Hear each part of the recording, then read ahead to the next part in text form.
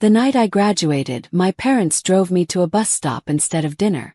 My gown was still damp from the ceremony, my backpack half-zipped when Mom handed me $14 and said, "Good luck out there." Then she rolled up the window. My sister smirked from the back seat like she'd just watched a scene from her favorite show. The tail lights disappeared down the road, and the world went silent except for the hum of streetlights. I stood there holding that bill like proof I existed. 10 years later, I pulled up to a reunion they didn't know I'd been invited to. Only this time, they were the ones left speechless. I grew up in a house where love had rules, and I never seemed to follow them, right? My mother, Selah, worked at the local bank and believed security mattered more than dreams. My father, Marston, ran a small auto shop and said girls didn't need college, just common sense. My sister, Vianne, was their pride. Polished, charming, the kind of person who could turn every mistake into a story worth applause. When she turned 16, she got a shiny silver car wrapped in a bow. On my 16th birthday, Mom handed me a used library card and said, "Books will take you farther." I smiled, pretending I believed her. At our dinner table, there were 4 wooden chairs and 1 foldable metal one, the one that squeaked every time I moved. Somehow, it always ended up being mine. Every meal felt like a silent test I kept failing. When Vianne talked about her internship at a fashion company, Dad leaned in proud. When I mentioned fixing a broken clock or winning a science fair ribbon, he'd reach for the remote. Mom would nod absently and say, "That's nice, honey," already turning back to Vianne. I used to wonder how many ways a person could disappear without leaving the room. The truth was, I didn't want to be Vianne. I just wanted to be seen. I loved circuits, patterns, how pieces fit together to make something work. My teachers noticed it before my family ever did. When I got an acceptance letter from the University of Cascadia, partial scholarship for engineering, I thought maybe that would be the moment, the proof that I was worth investing in. But when I handed Mom the letter, she barely looked up from chopping apples. "Cascadia? That's too far. And engineering isn't for girls, Idalia, be realistic." She said the word like a verdict. Dad didn't even glance away from his newspaper. "If you want to go, pay for it yourself. We're done handing things out." Vianne, home for the weekend, smirked from the counter. "Maybe you can build a robot that loves you since no one else will." Mom laughed softly. Not cruelly, just carelessly. That hurt more. That night, I lay awake listening to their voices downstairs praising Vianne's new promotion, her potential, her bright future. My scholarship letter sat on the nightstand, its edges curling under the weight of their indifference. I stared at the ceiling and made myself a quiet promise. If no one was going to build a path for me, I'd make my own. Graduation day was supposed to feel like freedom, but in our house, it felt like eviction day.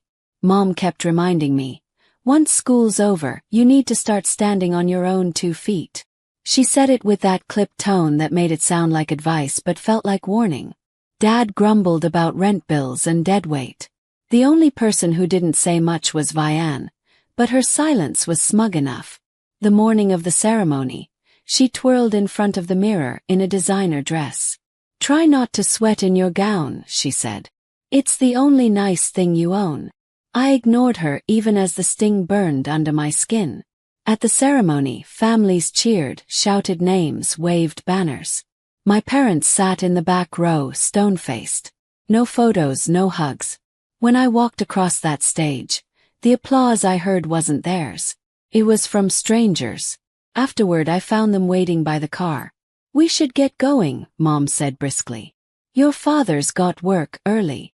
I thought we were heading home.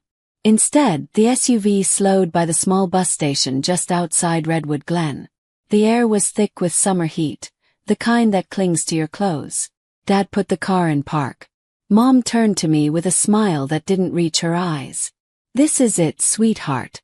Time to start your next chapter," she said, pressing a crumpled $14 bill into my palm. I blinked. "What? You said you wanted to be independent," she replied, already checking her phone. "Here's your chance." My chest tightened. "You're dropping me off here." "Don't make it dramatic," Dad muttered. "You'll figure it out. Everyone does." Vianne leaned across the back seat, her perfume too sweet, her grin too sharp. "Good luck surviving with that," she whispered, nodding at the $14. Then the door shut. The SUV rolled away, gravel crunching under its tires until all that was left were the sounds of cicadas and the flicker of a dying street light. I stood there in my blue gown, clutching my diploma like it was something solid to hold on to. For a while I waited, like maybe they'd circle back laughing, say it was a test, a lesson. But the road stayed empty. The realization hit slowly. They weren't coming back. Not tonight. Not ever. By midnight, I'd spent most of that $14 on a sandwich and a bottle of water from a nearby store. The clerk didn't ask questions. When the rain started, I dragged my gown around my shoulders like a blanket and sat under the flickering light, staring at my reflection in the bus stop glass. Somewhere between fear and fury, something inside me hardened.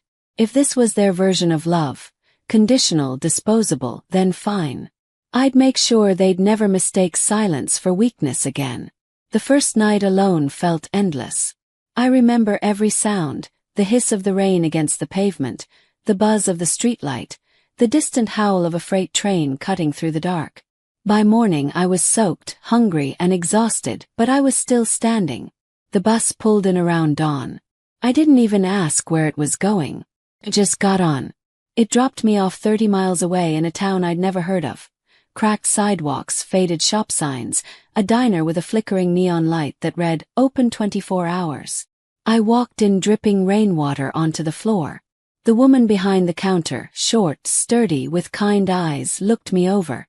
"You lost or looking for work?" she asked. "Work," I said, barely above a whisper. That was how I met Mrs. Holden. She handed me an apron and pointed toward the sink. "Start with dishes.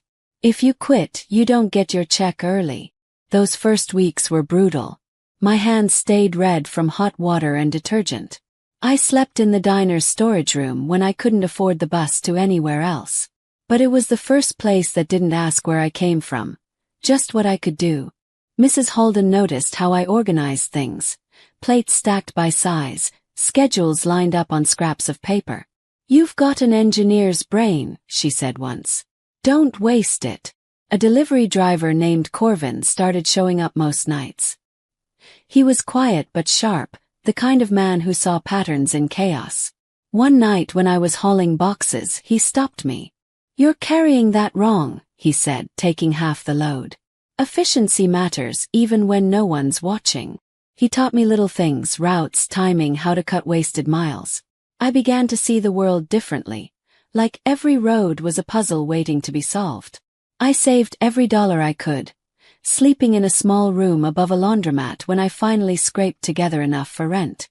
At the library, I used the free Wi-Fi to watch tutorials on logistics, spreadsheets, and supply chain management. I took notes on napkins, on receipts, on the backs of diner order pads. The diner became my classroom, the deliveries my experiments. By the time I turned 23, I landed a part-time job at All North Freight, logging shipments for minimum wage. But when I noticed their routes wasted hours of driving time, I couldn't stay silent. I rearranged one schedule, printed it out, and left it on my manager's desk. The next morning he called me in. "You just saved us fuel and labor," he said. "How'd you figure that out?" Shrug. "Patterns." He smiled. "Keep doing whatever that is." That night I walked home through the rain again, but it didn't feel cold anymore. I'd built something small, but it was mine. Years passed, quietly marked by truck engines, glowing screens, and the hum of fluorescent lights. By 26, I had moved from assistant to operations coordinator at All North Freight. I spent nights redesigning delivery routes, days managing dispatchers twice my age. The maps on my wall looked like arteries, all pulsing toward one goal: movement without waste. When I finally built a working prototype of my own route optimization tool, I called it PathRight. It was simple, efficient, and mine. By 27, I quit All North, registered the business, and turned my tiny apartment into a startup office. 2 years later, PathRight Systems was operating across 12 states, saving clients millions in fuel and time.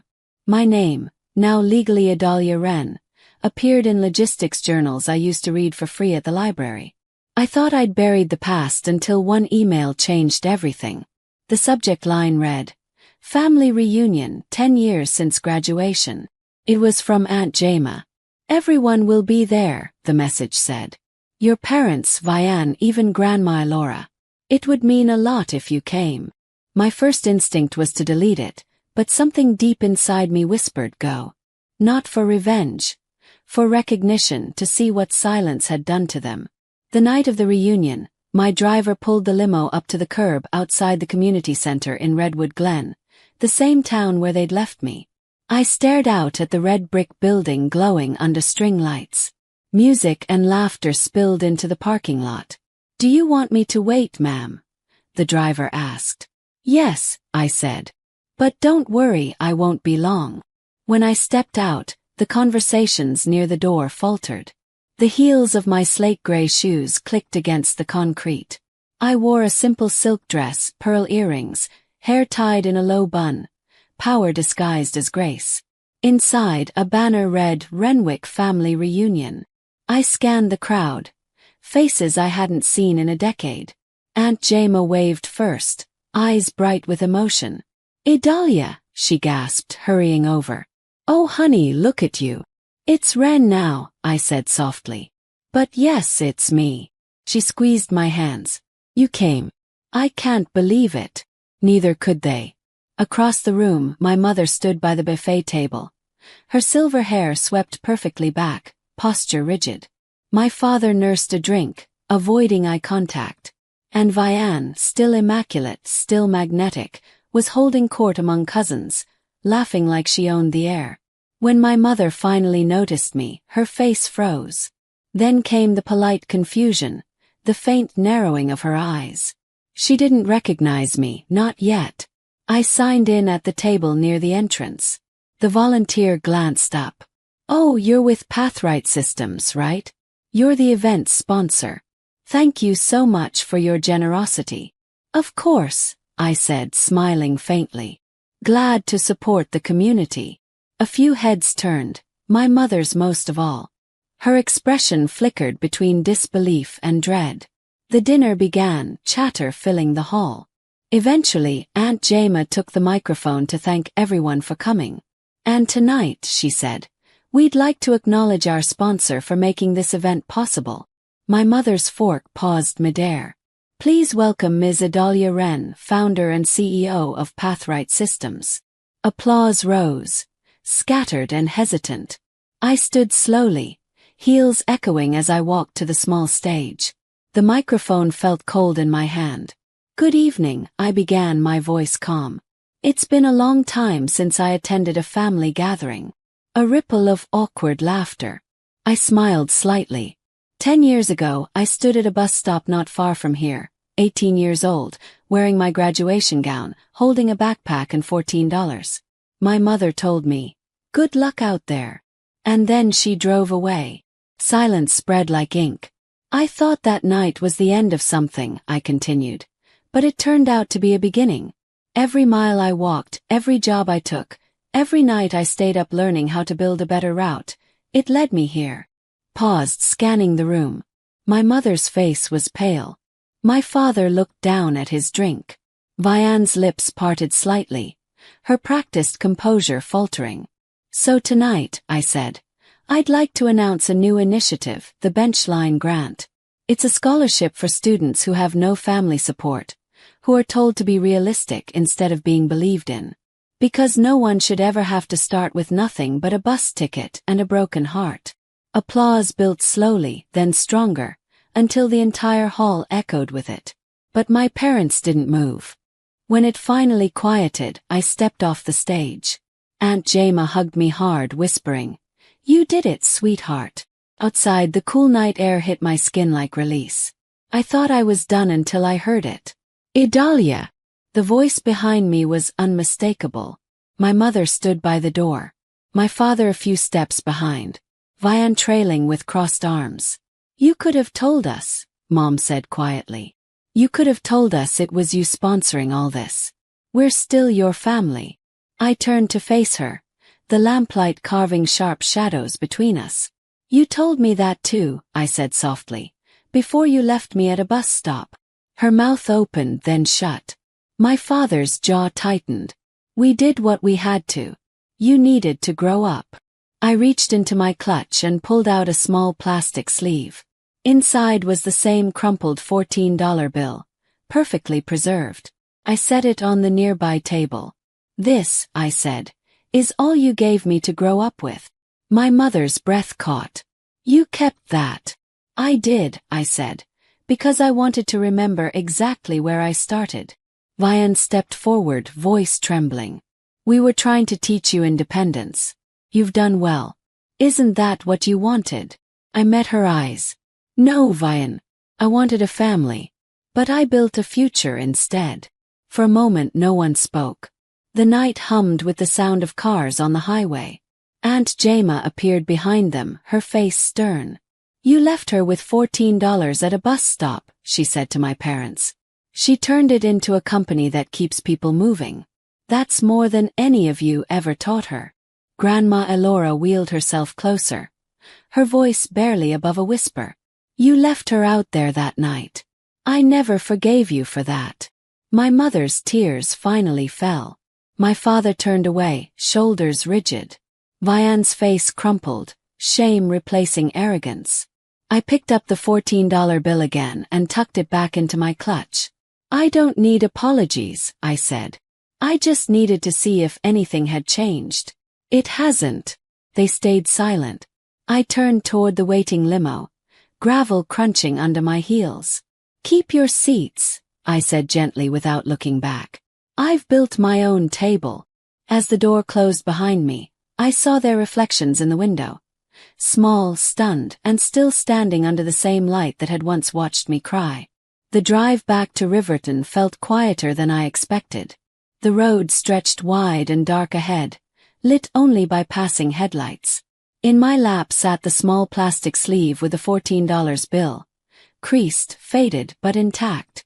The same night they left me, that bill had been a sentence. Now it was a signature, proof that I'd rewritten everything they once decided for me. When the limo merged onto the interstate, I caught my reflection in the glass. Not the scared girl in a graduation gown, but the woman who built her own map.